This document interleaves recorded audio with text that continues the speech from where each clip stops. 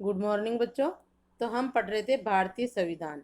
कल हमने भारतीय संविधान के बारे में थोड़ा जाना था कि किस तरह भारतीय संविधान सभा बनाई गई और भारतीय संविधान निर्माताओं ने जो है किन किन मूल्यों का ध्यान रखा, क्योंकि हम जब अंग्रेजों के गुलाम थे उस समय ही हमें तय हो गया था कि हमें जो है जब हम आज़ाद होंगे तो हमारे संविधान में हमारे नागरिकों के लिए क्या अधिकार होंगे, कौन कौन से नैतिक मूल्यों का उसमें समावेश किया जाएगा। ये सब हमने कल तक पढ़ लिया था। ठीक है।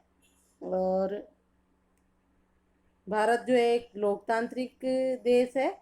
इसमें जो है लोकतांत्रिक समाज बनाने का पूरा जो है हमारे संविधान निर्माताओं का उद्देश्य था और ये सब बातें उन्होंने जो है हमारे संविधान में लिखी थी। खैर हमारा संविधान लिखा जा रहा था उस समय स्थितियां बहुत कठिन थी हमारे लिए, देश का बंटवारा हो गया था, लेकिन फिर भी हमारे संविधान निर्माताओं ने एक बहुत अच्छा संविधान हमारे लिए प्रस्तुत किया। तो अब आज हम पढ़ेंगे संविधान की विशेषताएं। हमारे संविधान की कौन कौन सी विशेषताएं, उसमें सबसे पहला है संघवाद। क्या? संघवाद। संघवाद यानी भारत को जो है हमारे संविधान में राज्यों का संघ कहा गया है। यहाँ पर सारी शक्तियाँ एक जगह नहीं है। जैसे प्रधानमंत्री राष्ट्रपति है तो उसके पास नहीं है, शक्तियों का क्या है, बंटवारा कर किया हुआ है। तो ऐसे देश को इसको जो है संघवाद या संघात्मक सरकार कहते हैं। देखो, इसका मतलब है देश में एक से ज़्यादा स्तर की सरकारों का आना है ही। हमारे देश की राष्ट्रीय स्तर की सरकार अलग है और प्रत्येक राज्य की राज्य स्तरीय सरकार है, फिर स्थानीय स्तर की सरकार है अपने आप। यहाँ देखो, आपके राष्ट्रपति से लेकर सरपंच तक, गांव की भी एक सरकार है। तो ऐसे विभिन्न 3 स्तर है हमारे सरकार की, एक राष्ट्रीय स्तर, एक राज्य स्तर और एक स्थानीय स्तर। ठीक है। और इसी को संघवाद कहते हैं, जहाँ पर जो है शक्तियाँ एक जगह केंद्रित न होकर बटी हुई होती है, उसको संघवाद कहते हैं। तो संघवाद यानी इसका मतलब, इसका किसका, संघवाद का, इसका मतलब है देश में एक से ज़्यादा स्तर की सरकारों का होना। हमारे देश में राज्य स्तर पर भी सरकारें हैं और केंद्र स्तर पर भी है। और तीसरा स्तर कौन सा, स्थानीय स्तर। राज्य पंचायती राज व्यवस्था शासन का तीसरा स्तर है, यही है पंचायती राज व्यवस्था, ये तीसरा स्तर। ठीक है। तो 3 स्तर की सरकारें हैं अपने, केंद्र स्तर, राज्य सरकार और स्थानीय स्तर या पंचायती राज व्यवस्था, तीसरा स्तर है। इसके बारे में आप कक्षा 6 में पढ़ चुके हैं। कक्षा 7 की किताब में आपने राज्य सरकार के कामकाज को देखा था। इस साल हम केंद्र सरकार के बारे में ज़्यादा पढ़ेंगे। हम केंद्र स्थानीय पंचायती राज के बारे में 6 क्लास में पढ़ चुके हैं, जिसमें ये हमारे जिला परिषद, पंचायत समिति, ग्राम पंचायत ये आती है। राज्य सरकार के बारे में हमने 7th क्लास में पढ़ लिया कि प्रत्येक राज्य की अलग अलग सरकार होती है, इसमें मुख्यमंत्री भी होता है, विधानसभा होती है। अब हम केंद्र सरकार के बारे में पढ़ेंगे इस साल। भारत में इतने सारे समुदायों की उपस्थिति का सीधा मतलब यह था कि यहाँ शासन की एक ऐसी व्यवस्था विकसित करनी होगी जिसमें राजधानी दिल्ली में बैठे मुट्ठी भर लोग ही पूरे देश के फैसले न लेने लगे। इसलिए प्रांतीय स्तर पर भी सरकार की व्यवस्था की गई ताकि इलाकों के हिसाब से अलग अलग फैसले लिए जा सके। भारत के सभी राज्यों को कुछ मुद्दों पर फैसले लेने का स्वायत्त अधिकार है। राष्ट्रीय महत्व के सवालों पर सभी राज्यों और केंद्र सरकार द्वारा बनाए गए कानूनों को मानना पड़ता है। देखो, हमारे प्रत्येक राज्य की अलग अलग सरकार है, लेकिन जो विषय राष्ट्र महत्व के हैं वहाँ जो है राज्य सरकारों को भी केंद्र सरकारों द्वारा बनाए गए कानूनों को मानना पड़ता है। देखो, हमारे यहाँ पर संघवाद में 3 सूचियाँ हैं और 3 सूचियों में अलग अलग विषय बांटे हुए हैं। जैसे केंद्र सूची है, उसमें 97 विषय केंद्र सूची केंद्र के पास है, उस पर कानून केंद्र सरकार बनाती है। फिर जो है राज्य सूची है, 66 विषय राज्य सूची में, उस पर सरकार राज्य सरकारें अपना अपना कानून बनाती है। फिर एक समवर्ती सूची, उसमें भी विषय हैं 52 विषय, उन पर केंद्र सरकार भी कानून बना सकती है और राज्य सरकार भी कानून बना सकती है। इस प्रकार शक्तियों का क्या कर रखा है, सूचियों में बंटवारा कर रखा है और उसी को हम क्या कहते हैं, संघवाद कहते हैं। राष्ट्रीय महत्व के जितने भी सवाल है सभी राज्यों को केंद्र सरकार द्वारा बनाए गए कानून को ही मानना पड़ेगा। जैसे राष्ट्र, इसमें आ जाती है अपनी सेना, आ जाती है रेल जो है वो आ जाता है, रेलवे, बैंक है वो आ जाते हैं। ये सभी जो है केंद्र के अंडर में है, उस पर केंद्र सरकार कानून बनाती है, वो राज्य सरकार को भी मानना पड़ता है।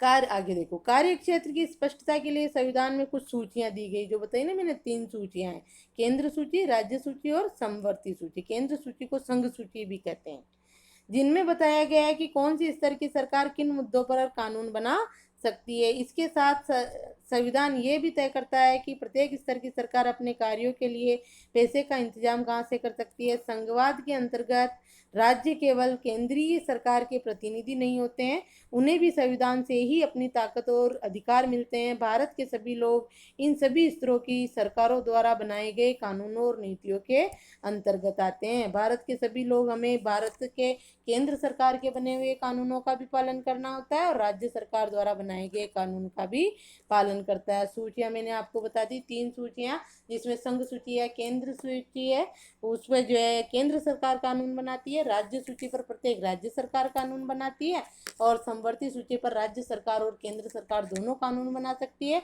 लेकिन जब उस कानून पर विवाद हो जाता है तो केंद्र सरकार द्वारा बनाया गया कानूनी मान्य होता है। इस प्रकार हमारे यहाँ पर शक्तियों का क्या है, बंटवारा है विभिन्न स्तर की सरकारों में, और इसी को हम कहते हैं संघवाद। ठीक है, तो ये विशेषता हो गई हमारी संघवाद की। देखो आगे थोड़ा सा ये इधर देख लो, ये क्या है, देखे ये, जब संविधान सभा ने सार्वभौमिक वयस्क मताधिकार, सार्वभौमिक वयस्क मताधिकार का मतलब कि भारत में 18 वर्ष की आयु से ऊपर के सभी व्यक्तियों को बिना किसी भेदभाव के मताधिकार प्राप्त है, यानी वोट देने का अधिकार है, वो होता है सार्वभौमिक वयस्क मताधिकार के सिद्धांत को स्वीकृति दी। तो सभा के सदस्य ए के अय्यर ने कहा था कि ये कदम आम आदमी और लोकतांत्रिक शासन की सफलता में गहरी आस्था का द्योतक है और इस विश्वास पर आधारित है कि वयस्क मताधिकार के जरिए लोकतांत्रिक सरकार की स्थापना ज्ञानोदय लगेगी। यह आम आदमी के कुशल क्षेम, जीवन स्तर, सुविधा और बेहतर जीवन स्थिति को प्रोत्साहन देगी। ये किसके शब्द है, जो हमारे संविधान सभा के सदस्य थे, ए के अय्यर, जिनका परिचय आपने दिया होगा, ऊपर उनकी तस्वीर भी है। उन्होंने इसको बहुत सही माना था अपने देश के लिए। सार्वभौमिक वयस्क मताधिकार क्या है, समझ गए। अब अगली विशेषता है हमारे संविधान की संसदीय शासन व्यवस्था। देखो संसदीय शासन व्यवस्था में क्या होता है कि नागरिक अपने जो है प्रतिनिधि चुनते हैं, और इसमें जो है राष्ट्रपति जो होता है वो एक नाम मात्र का अध्यक्ष होता है, और बाकी सारी शक्तियां जो है चुने हुए प्रतिनिधियों में होती है। यानी प्रधानमंत्री और मंत्री परिषद जो है वो जनता द्वारा प्रत्यक्ष वोट डालकर निर्वाचित किए जाते हैं। जैसे प्रधानमंत्री को तो वो एमपी चुनते हैं, लेकिन प्रधानमंत्री भी एमपी का चुनाव लड़के कहीं से जीतना होता है उसको भी, तो उसको कहते हैं संसदीय शासन व्यवस्था, कि जहाँ पर जो है सारी शक्तियाँ राष्ट्रपति यानी शासनाध्यक्ष के पास न होकर जो है प्रधानमंत्री और उसके मंत्रिमंडल या मंत्रिपरिषद के पास होती है। देखो सरकार के सभी स्तरों पर प्रतिनिधियों का चुनाव लोग खुद करते हैं। कक्षा 7 की किताब के शुरू में कांता की कहानी दी गई थी, जो वोट डालने के लिए कतार में खड़ी थी। भारत का संविधान अपने सभी वयस्क नागरिकों को वोट डालने का अधिकार देता है। भारत का संविधान सभी वयस्क नागरिकों को बिना किसी भेदभाव के मतदान करने का अधिकार देता है। इसे ही हम क्या कहते हैं, सार्वभौमिक वयस्क मताधिकार कहा जाता है। संविधान सभा के सदस्य जब संविधान की रचना कर रहे थे तब क्या हुआ, देखो जब संविधान की रचना कर रहे थे तो उन्हें लगा कि स्वतंत्रता संघर्ष ने भारतीय जनता को वयस्क मताधिकार का प्रयोग करने के योग्य बना दिया। स्वतंत्रता संघर्ष, आज़ादी की लड़ाई में 150 साल तक इतने लड़े हैं लोग कि उनको पूरी राजनीति समझ में आ गई है, और वो अपना हित और अहित सोच सकते हैं, सोच समझकर अपने मत का प्रयोग कर सकते हैं। तो भारत की जनता को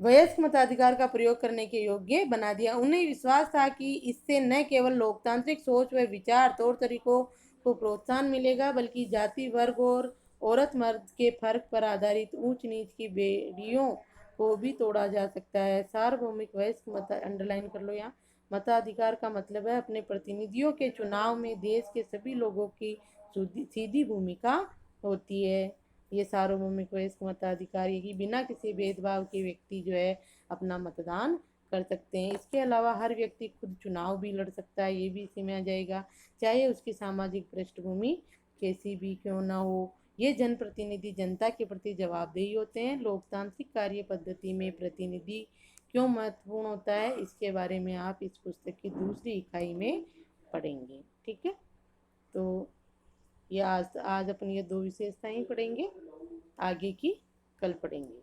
1 मिनट देखो कितनी है। शक्तियों का बंटवारा मोल लिखे दिखा है, एक बार शक्तियों का बंटवारा और देखो। चलो ठीक है, आज आप यही देखना और इन दोनों का वर्णन कर लेना। संविधान की विशेषताएं हेडिंग डाल के इन दोनों का वर्णन कर लेना।